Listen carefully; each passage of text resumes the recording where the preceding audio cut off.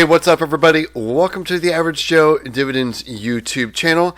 In this video, I'm going to go over my April expenses, income, and also my net worth. Maybe some tips or tricks with personal finance as well. So this is my Average Joe budget here. I'll leave a link below so you can see the format of this. It's nothing fancy, but it works. I think tracking your expenses is very, very important. I think you need to know how much you're spending because you need to compare that to the income you're bringing in, and you hopefully have a gap in most months, if not every single month, if you can do it. So let's just go over my expenses real quick. I'm not going to go through everything in detail, but the big hitters are going to be, I have a dependent who is going to college, so I help out with expenses there. And then the other big hit is my mortgage. I'm a homeowner. And so we'll just take a look at the total of my expenses. So for the month of April, got it down to $3,213.96. That's pretty low. And some things you can control within your budget. This is my gas bill. I try to keep, right now we're in spring, so sometimes I have to have the heat on a little bit in the mornings especially. But I try to keep it at a reasonable level at about 67 degrees. I know for some people that may not be comfortable, but you can control your cost within, for your heating and cooling. And here's my electric bill. Since I have gas heat, that's where the majority of my utilities is in gas for heating water and heating the air. The electricity is mostly just lights and things like that, TVs, so it's pretty low. But you can control that by turning things off and also adjusting your thermostat, and I do a pretty good job of that. But let's just take a look at a couple things I do. This is not, things that people have to do, but these are just things that I do that I think help me out a little bit with my income and just saving on expenses as well. So with credit, I try to make payments on or purchase everything I can on a credit card, and of course I pay off that balance every month. I don't carry a balance, so I get 2% cash back. If you carry a balance, this does you no good. Do your best to pay that off. I used to have a credit card balance back when I was going in college, so I know what it's like, and nobody's perfect. If you have a credit card balance, just do your best to pay that off. And just want to show you, I use Mint Mobile, at least in my area in the Midwest. Mint Mobile works great. I used AT&T before, and it was like $100 a month.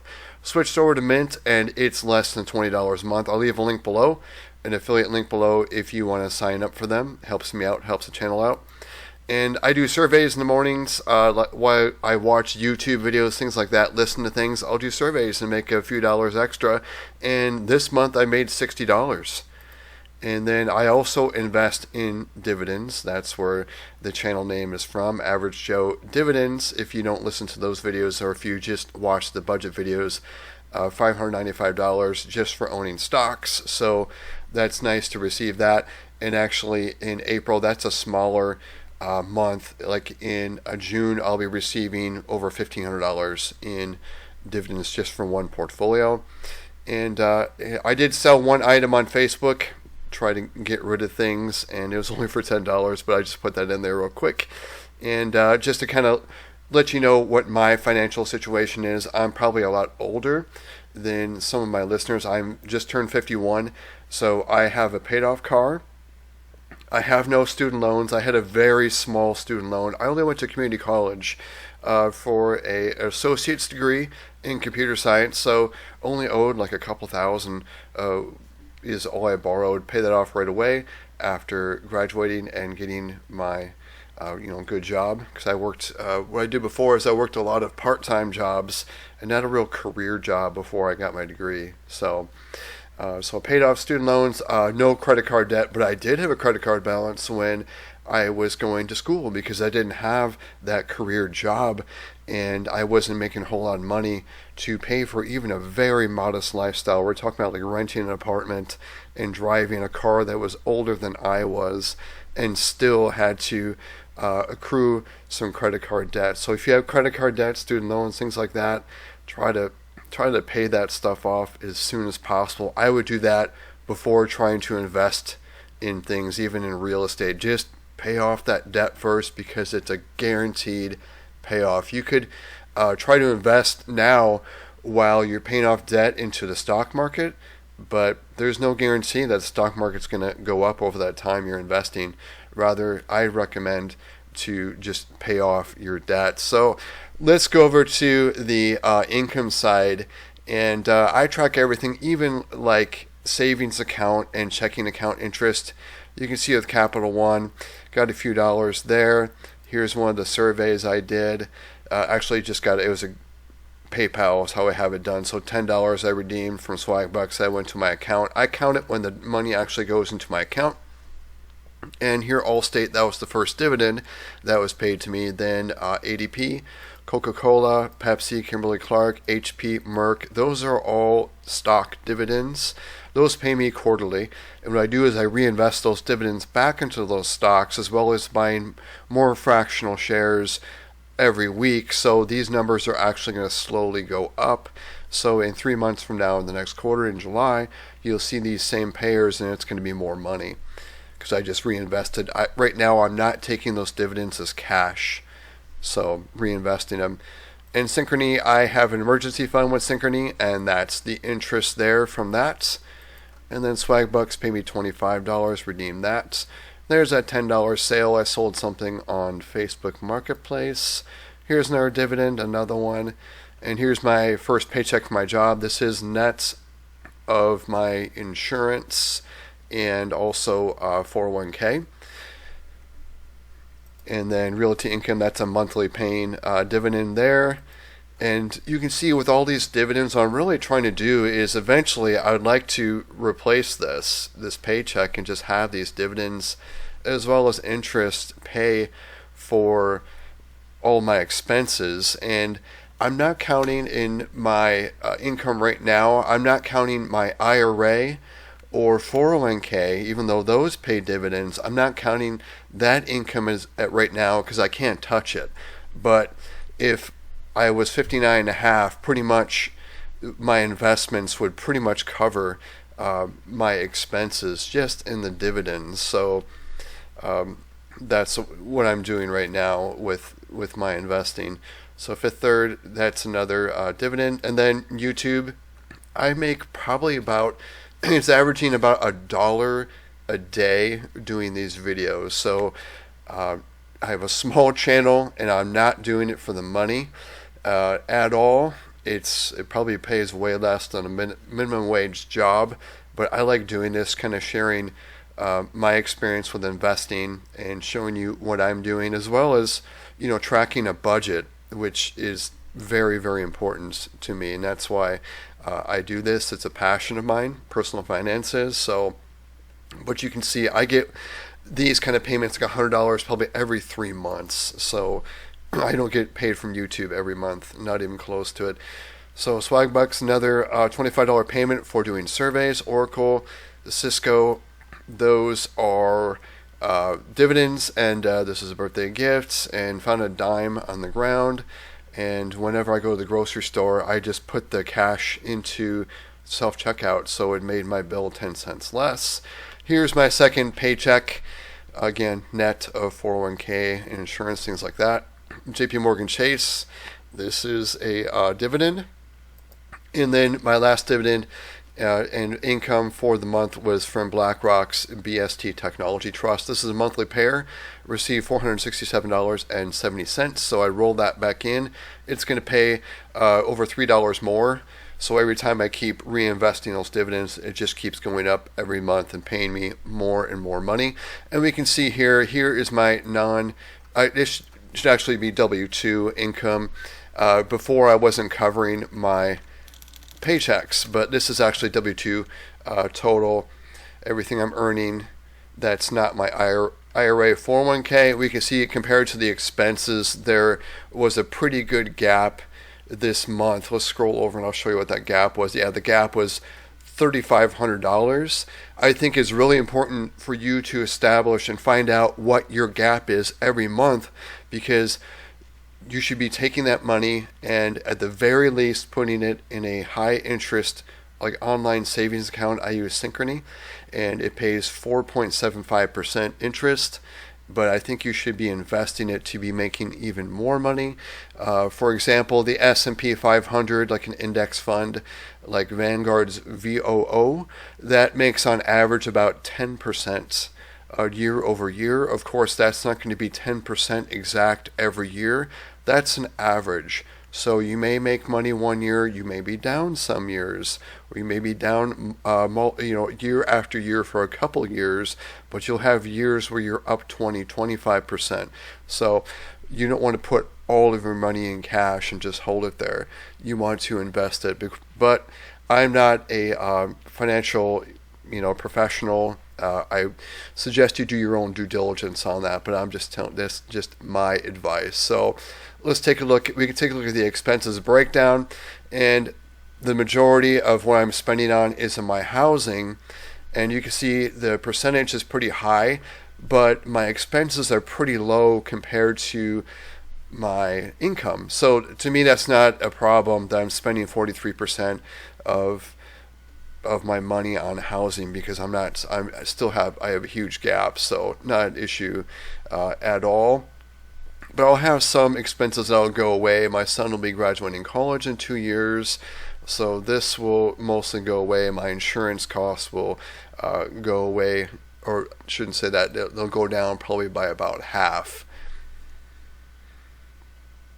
So the next part of the sheet, I'm just going to go over my net worth, and this is tracking everything from my retirement IRAs, cash, everything, and I think it's really important to track this.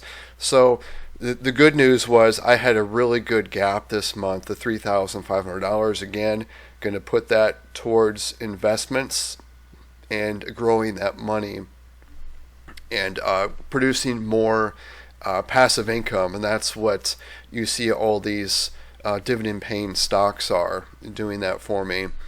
But we'll go over with Vanguard. I have an IRA as well as a taxable account. That was the closing balance at the end of April, rounded to the nearest $100. And here I have an M1 IRA. It was valued at $605,700. T-Row, that's my 401k with my current employer.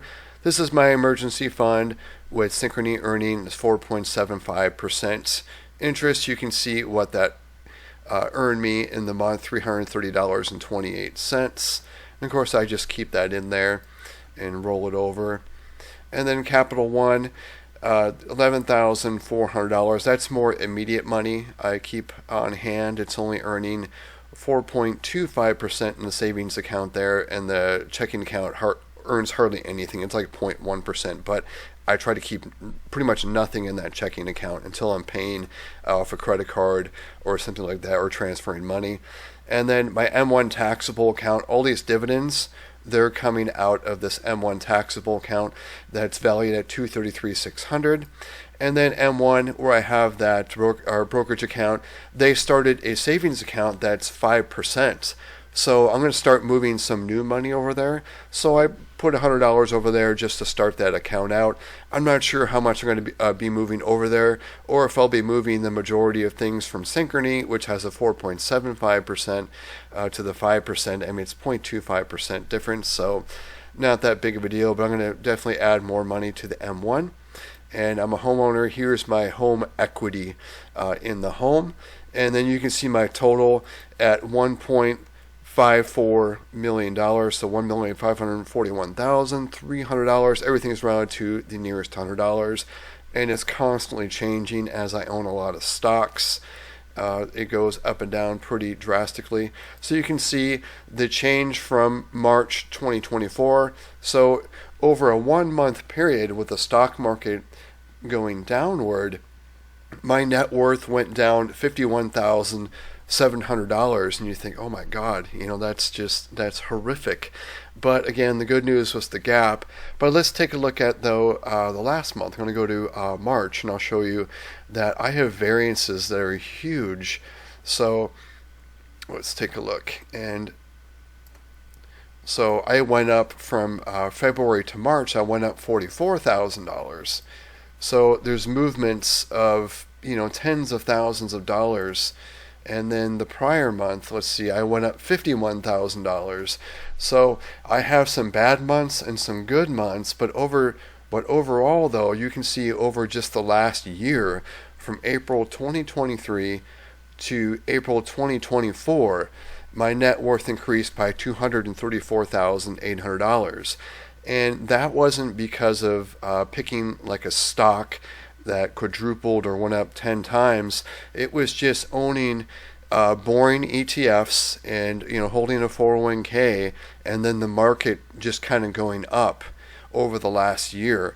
That is what this is from. It's not from crypto or Bitcoin or anything like that. I don't own anything like that. I own very boring investments like total stock market indexes with with Vanguard, as well as I have a portfolio with some individual blue chip stocks. Just these are household names like Pepsi and Coke, Allstate, things you have heard of before, like HP and Best Buy, things like that, Oracle, Cisco. So I'm not picking things that are going up, like crazy. They are making gains over time, but not humongous ones. So I'm not really stock picking is not really where I'm making most of my money. But again, so this did not concern me at all, the change in my net worth.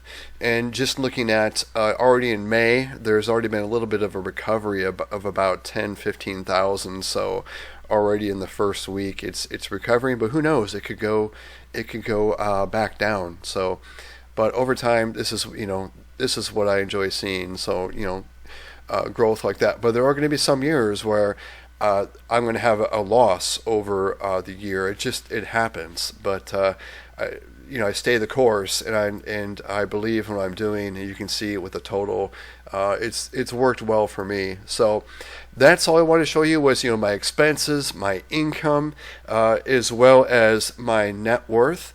And I know these videos just don't get the views as my stock videos, but I'll say it again, this is the most important video.